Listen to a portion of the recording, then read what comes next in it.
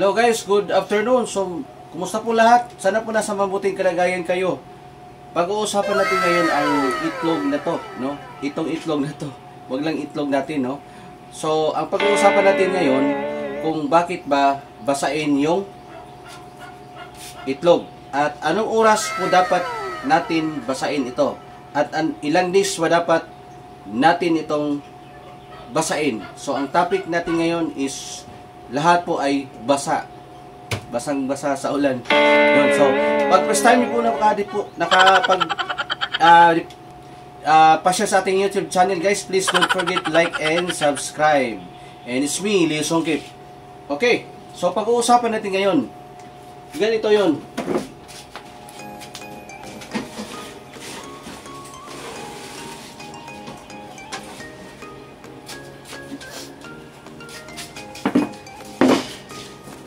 Yan ang ating incubator. No, ito yung incubator natin. Manual. Ang capacity nito 10,000, no? 10,000. So, may tatlong exhaust fan. May tatlong exhaust fan na itong isa, yung nasa gitna, pwede mong i-off sarili. Yan. Pwede mo ding i-on. Yan. So, ngayon, time check is 2 PM ng hapon. So, ngayon, iisahin natin ang pagpagbasa, tapos while doing, please bear with me guys, sundan nyo kami sa aming gagawing activity ngayon at syempre please again don't forget like and subscribe at sana po hindi nyo ma-skip yung aming ads dyan, no? Bakit naman, sige, so tara.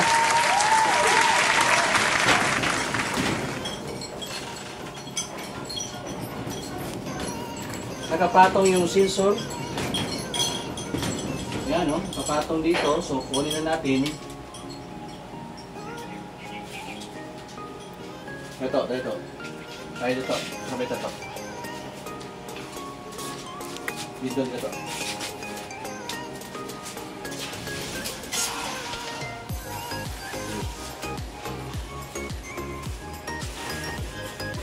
Yan, no? Pagbasa. Ganun lang. Yan. Anong gamit natin? Pagbasa is siyempre tubig. Ano yung isa?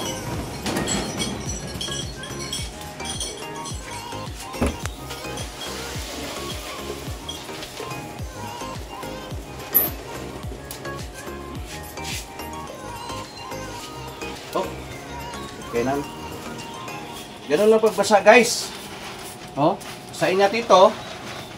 Alam nyo, bakit binasa to? So, unahin natin yung tanong na yun. Kasi, pagbasa yung itlog, madali po siyang mag-crack. Yan. Sige, balik ko lang. Okay? Madali po siyang mag-crack sa tuwing mag-hatch na siya. No? Ibig sabihin, pag tuka nilang ganon, pak, mabasag ka agad yung eggshell. Yun. Yun yung lesson. Sige. Ito mo. Look. Oh, ayun po kayo. Passport. Ito maalang. Hindi ka na ng kaspas na mawawala po. Yan. Sige. Okay.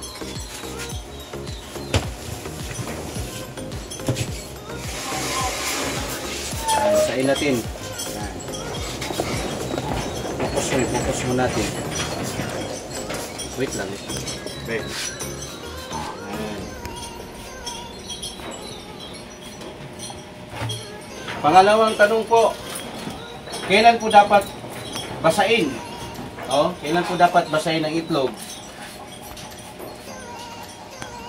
Sa edad ng 23 days na po hanggang mapisa. Yun. Okay, dos. Okay. Ano mo, naptik pinitong kamot. Okay. Naptik na sure. Okay. Padalitan. Sige. Tan. 23 days onward, no? When? Kailan ba? Kailan ba? Ilang bisis ba basain?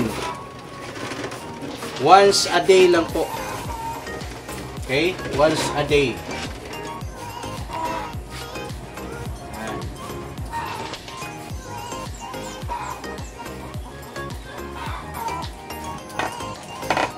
Okay. Okay, masuk mo. Sorry.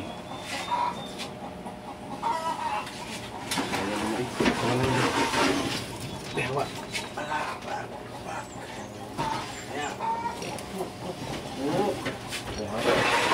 Oh. Para isa. Yan. Every day lang ha, every day. At pangatlong tanong po. Anong oras po ba dapat basain ang itlog? Anong oras po ba dapat basain ang itlog na to? Mag-start kayo ng alauna, no? Or tanghali. Huwag niyong basain guys pag malamig yung panahon. Okay, go. Tandaan niyo po. At pang-apat na tanong. Okay. Pang-apat na tanong. Anong klaseng itlog ba ito? Anong klaseng itlog ba? O anong itlog ba ang pwede lang basain? Magandang tanong yan. Tandaan natin po, ang itlog lang ng duck ang pwedeng basain.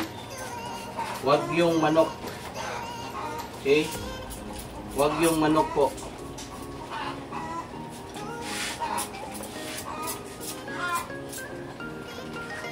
Yan. Panglimang tanong, kailan ba dapat haluin ang itlog? Simula pagkasalang. May dalawa pong may dalawa po siyang klase. Yung una, kung ang pakay nyo ay pangbalot, dapat ay every 4 hours, no? Every 4 hours haluin natin yung mga itlog, no? Ala, nag-crack na nga, oh. May crack na, oh. Tingnan nyo po, may crack na. So, about to hatch na to. Separate ko na lang to. Diba? So, yun. Yun, so balot. Pag pangbalot, every 4 hours at mag-start kayo na maghukay, maghalo. Gagalawin ng itlog is 6 days o 7 days. Pagkadating ng 7 days guys, doon na nyo pilian ng Penoy, yung mga magandang similya, pwede na doon. Yun yung sa pangbalot. At wait lang. Sabi lang. Latas ako diri. At pang-anim, no?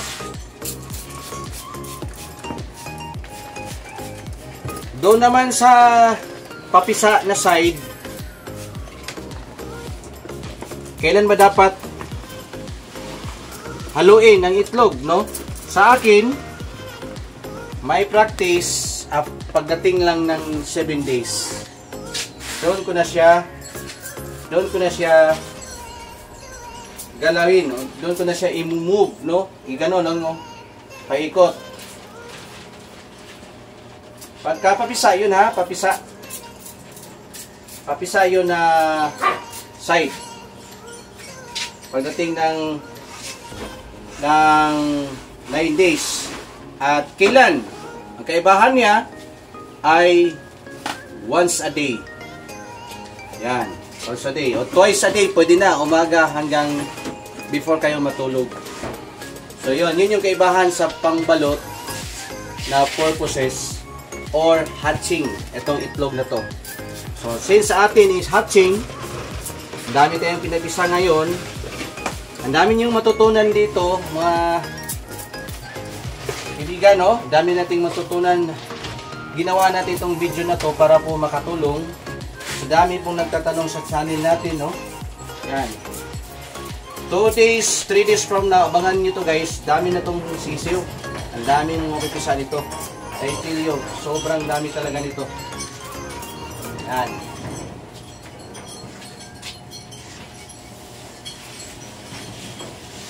Pag may mga katanungan pa po kayo guys, huwag kayong mahiya magtanong ha, dun sa comment section natin. Willing po natin sasagutin yun. 24/7. Yun.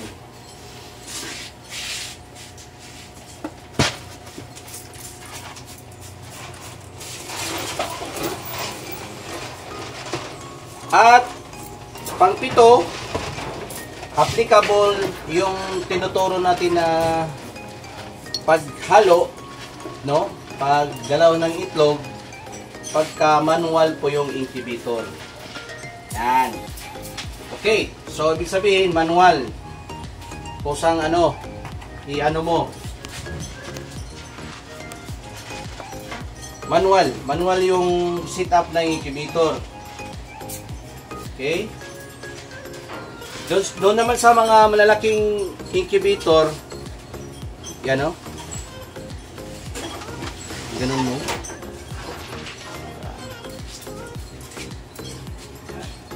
Doon naman sa malalaking incubator ay hindi ito siya ma-apply yung in terms of cuddling o in terms of pagkukay, no?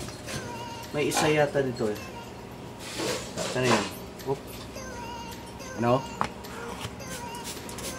Diba? So yun. So ano lang guys, pick up lang tayo ng question. Mag Q&A tayo after sa video nito, no? Q&A tayo para po maliwanagan din po yung ating mga subscriber, no? Bakit ang mukha ko naman ang nandito? Okay? Makikita nyo po yung mga video yan previously. Pag-explore nyo dun yung mukha po ng ating kaibigan na si Randibo Morales, no? Kaya pinapatuloy natin yung ating layunin na makapagtulong, no, sa mga kababayan na gusto magpapisa. Yun, naatasan po tayo, no? Tayo na po ang nagpapatuloy sa kaniyang YouTube channel. And sana po masuportahan nyo. Meron din akong isang YouTube channel guys na pop-up ako mamaya, yung Duck Farming Davao, no? Duck Farming Davao, by the way, yun yung Facebook natin, no? Duck Farming Davao. Wait lang. Oops. Yung YouTube channel natin, yung Itik Farming Davao. So, itong channel na to ay formerly from Randibo Morales.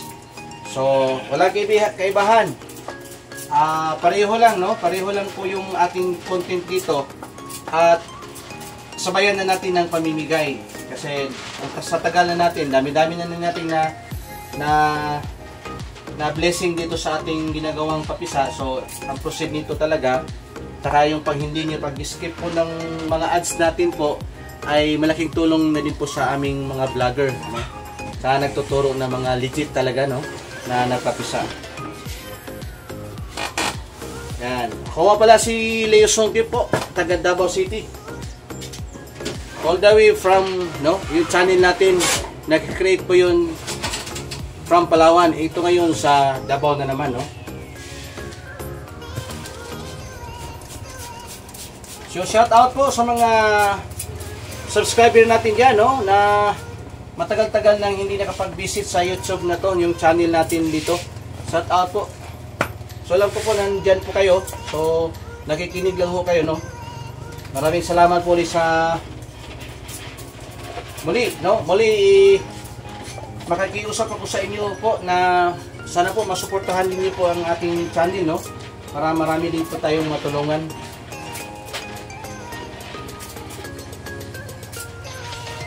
Yun.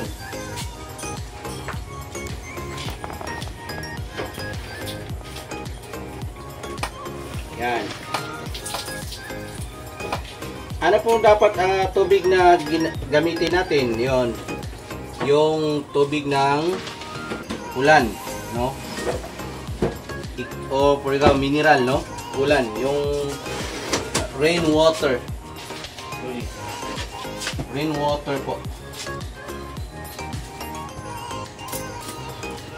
Dami, no? Okay, birahan na limit. Kaya gano'n, no?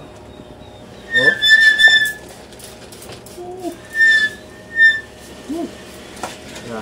Inamoy-amoy ko kasi din eh. May mga konti-konti siyang na matay din po. So, ganun din bang papisa talaga. So, yun po. Next vlog natin po, pag-usapan natin yung ating incubator. Ito incubator na to, paano natin sinit up. Ano po talaga ang bakit ano ba? Bakit maganda ba yung bakit maganda ang result, no? Ng ating papisa.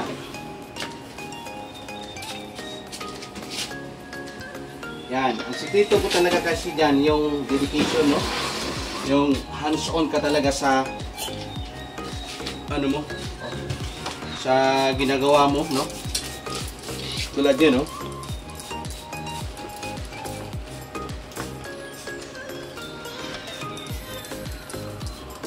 Shout out nga pala, Pats TV Vlog, Yunaida Mindis, no? Yung kanyang YouTube channel, Yunaida Mindis. Yan, Titik Farming Davao, no? Shout out po. Hop, hop. Ano nga dali? Ayaw dito sa mga pakuk. Okay. So. Okay. Lala. Dito. To. Begitu? Ha? Kaya lang? Talaga ang ano no, trabaho. Yan. Ito tandaan niyo po, dapat pag magpapisa wala talaga tong ito. Yung may ano? Putik, no? Putik. Dapat ganito talaga ang quality, no?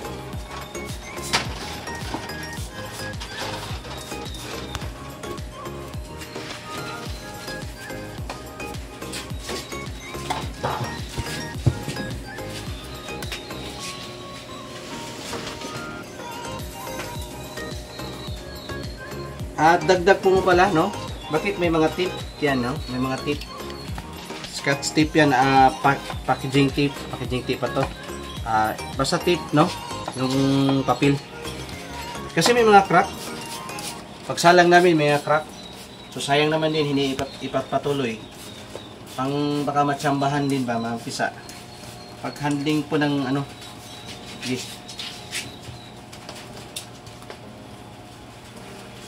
Oh, always left and right.